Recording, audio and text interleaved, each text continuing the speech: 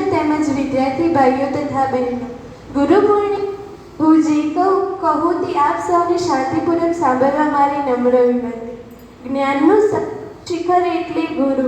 ગુરુ પૂર્ણિમાનો સંબંધ મુખ્યત્વે મહર્ષિ વ્યાસ સાથે છે. અષાઢી પૂર્ણિમા વ્યાસજીની જન્મતિથિ મનાય છે. વ્યાસજી આદિ ગુરુ મનાય છે. તેથી આ દિવસ ગુરુ પૂર્ણિમા કે વ્યાસ પૂર્ણિમા તરીકે આખા ભારતમાં ઉજવાય છે. આ દિવસે આપણે પણ વેદ વ્યાસજીનું સ્મરણ કરીએ. વ્યાસજીએ પોતાની પ્રતિભાથી જ્ઞાનનો દીપક પ્રજ્વલિત કર્યો. પ્રજ્વલિતો જ્ઞાનામ પથઃ પ્રદીપઃ. આપનું મોટાભાગનું ધાર્મિક સાહિત્ય તેમના નામે મળે છે. તેમણે ચારેય વેદોનું સંકલન અને સંપાદન કર્યું છે. બ્રહ્મસૂત્રોની રચના કરી છે. મહાભારત જેવો 1,00,000 શ્લોકોનો વિશાળ ગ્રંથ અને 18 કે તેથી વધુ પુરાણો રચ્યા છે. તેમણે આ જ્ઞાનનું વિસ્તરણ અને વિતરણ કર્યું છે. વ્યાસ શબ્દનો અર્થ જ વિસ્તરણ કરનાર એવો થાય છે. આથી તો મહર્ષિ વ્યાસ સનાતન ધર્મના રચયિતા, વ્યાખ્યાતા અને પ્રચારક કહેવાયા. ગુરુ કોને કહેવાય અને ગુરુના પ્રકાર.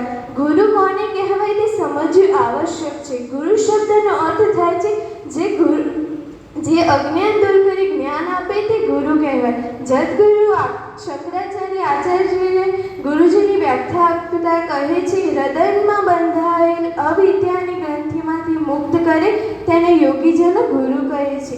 વ્યક્તિનું ભૌતિક શરીર કે શરીર પરના આવરણમાં ગુરુત્વ નથી, પરંતુ શરીરમાં અને મસ્તિષ્કમાં વિચરતું દિવ્યતા અને જ્ઞાનત્વ જ ગુરુ છે.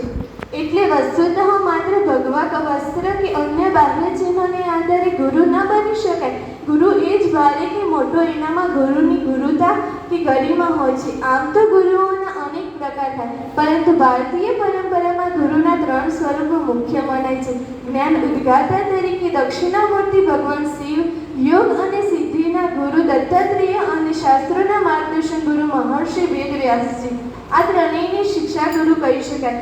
જે ગુરુ શિષ્યને દુનિયાવી જીવનમાં ગૌરવપૂર્વક જીવવાનું શીખવે છે, શાસ્ત્રોનું જ્ઞાન આપે છે અને સમાજનો સભ્ય નાગરિક બનાવે છે, એ શિક્ષા ગુરુ.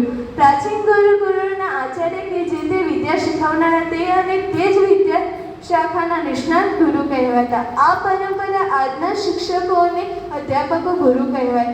પાછળના કાગળમાં સંપ્રદાયો અસ્તિત્વમાં આવતા જે તે સંપ્રદાયમાં અસ્તિત્વમાં આવે. પાંડુરંગ અઠવેલને એક કથન છે, આજે ગુરુ પૂજાએ ગુરુવારનું રૂપ ધારણ કર્યું છે. આ કથનમાં તથ્ય છે. વાદ હંમેશા વિકૃત લાગે. આધ્યાત્મિક જીવનમાં પણ ગુરુવત આવતા સમજ અંધશ્રદ્ધા અને અજ્ઞાનના અંધકારમાં અટવાયા કરે છે. ગુરુની વ્યાખ્યાને ચરિતાર્થ કરે તેવા ગુરુઓને પૂજન એ ભારતીય સંસ્કૃતિને સુમધુર ભાવભીનું કાવ્ય છે. ગુરુ પરંપરા. ભારતમાં ગુરુ પરંપરા પ્રાચીન કાળથી ચાલી આવે છે. આવી ગુરુ પરંપરા પર વંદન કરવાની આપણી ભારતીય પરિપાટી છે. સદાશિવ સમારંભા શંકરાચાર્ય મધ્યપામા અસ્મદાચાર્ય પર્યંતા વંદે ગુરુ પરંપરા. ભગવાન સદાશિવથી જેનો આરંભ થયો છે, શંકરાચાર્ય જેના મધ્યમાં છે અને અમારા આચાર્ય સુધી જે ચાલી આવે છે, તે ગુરુ પરંપરાને હું વંદન કરું છું.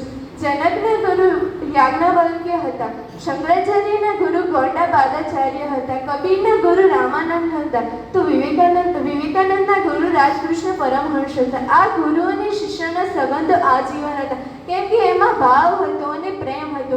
ભારતીય સંસ્કૃતિએ સદગુરુની હંમેશા પૂજા કરે છે. શિક્ષા ગુરુ હોય કે દીક્ષા ગુરુ, પણ જો તે સદગુરુ હોય કે શ્રી ગુરુ હોય તો તેમને હંમેશા પ્રણામ કરવાના હોય છે. અજ્ઞાતિમિરાધ્યશ્ચ જ્ઞાનજના સલાવક્યા ચક્ષુરુન્મીલિતમ યેન તસ્મૈ શ્રી ગુરુવે નમઃ. આંખોમાં જ્ઞાનરૂપી સરી વડે અંજન કરી અજ્ઞાનરૂપી અંધકારમાંથી બહાર લાવનાર શ્રી ગુરુને મારા પ્રણામ. ગુરુ અને શિષ્યનો સંબંધ. ગુરુ અને શિષ્ય સંબંધનું ઉત્કૃષ્ટ ઉદાહરણ શ્રી કૃષ્ણ અને અર્જુનનું છે. શ્રી કૃષ્ણ અને અર્જુનના સાખ્યભાવ કરતા એમાં ગુરુ અને શિષ્યનો ભાવ મહાભારત રમણીય શિખર ભગવદ્ ગીતા છે. અસ્મિતા ગુમાવેલો અને મૂંઝાઈ ગયેલો અર્જુન શ્રી કૃષ્ણનો શિષ્ય ભાવે સ્વીકાર કરે છે. શિષ્ય તે વહ સાધીમાં ત્વાદવ પ્રપત્ર. અર્જુનના શિષ્યભાવમાંથી જગતની ભાવરૂપી ગુરુના શ્રીમુખી કર્મયોગ અને અનાશક્તિ યોગનો ઉપદેશ થાય છે. એ એક ગુરુની સમાધિ ભાષા છે. શિષ્ય તેને અંતઃકરણથી એમ કહે કહે કે કરીશે વચનમ તવ, હું તમારા વચન પ્રમાણે કરીશ. ત્યારે ગુરુ અને શિષ્યનો સંબંધ શ્રી વિજય અને સમાધિમાં પરિણમે છે. ઉપનિષદ વગેરેમાં ગુરુ અને શિષ્યના સંબંધને અત્યંત પવિત્ર માને છે. ગુરુ પૂર્ણિમાના પર્વે ઉપનિષદોમાં સાત મંત્રનો પાઠ કરે. સહના ભવતુ સહનો ભુનક્તુ સહનો વીર્ય કરવાવહે તેજસ્વીનાવધિતમસ્તુ મા વિદ્વિષાવહે. અર્થાત ગુરુ અને શિષ્ય સાથે બોલે છે, પરમાત્મા અમારા બંનેનું સાથે રક્ષણ કરે, અમે બંને સાથે ખાઈએ, અમે બંને સાથે પુરુષાર્થ કરીએ, અમારા બંનેનું શીખેલું જ્ઞાન તેજસ્વી અને અમે ગુરુ અને શિષ્યનો પરસ્પર દ્વેષ ન કરીએ. કૃતજ્ઞતાપૂર્વક ગુરુનું પૂજન કરીને તેમને બતાવેલા અને શીખવેલા માર્ગને આગળ વધીને તેમના ધ્યેયને અનુરૂપ જીવન જીવવાની અને તેમને પ્રગટવેલી જ્ઞાન જ્યોતને સતત પ્રજ્વલિત રાખીને ગુરુના ઋણમાંથી મુક્ત થઈ શકે. સદગુરુના મનમાં ગુરુ પૂજા કે ગુરુવાદમાં ફેરવાઈ જતા એમાં આંધળી ભક્તિ પ્રવેશે. લાયકાત ન હોવા છતાં પોતાને ગુરુ કહેવાનારા ડોંગી સંત અને મહાત્માઓ ટીકાપાત્ર થાય છે.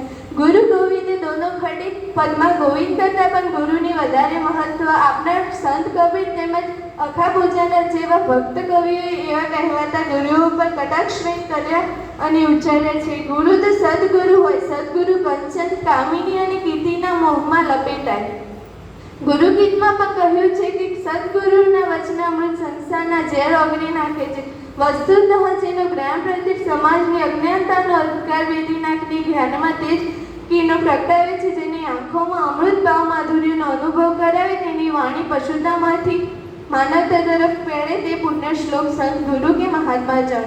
પદ્મ પુરાણમાં કહ્યું છે કે સૂર્ય અને ચંદ્ર તો દિવસે કે રાત્રે પ્રકાશે છે, સૂર્ય અને ચંદ્ર તો દિવસે કે રાત્રે પ્રકાશે, પરંતુ સદગુરુ તો રાત દિવસ અંદર બહાર સર્વત્ર શિષ્યને પ્રકાશયુક્ત કરે છે. કબીરજી પણ સદગુરુનો મહિમા કહે છે.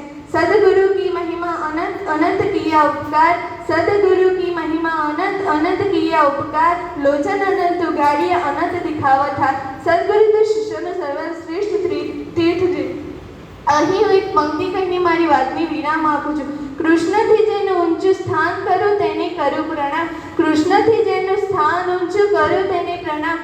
માટીને બનાવી તે ચંદન એવું જ્ઞાન તેમને સત્સત બ્રહ્મ હસ્તુ જય જય.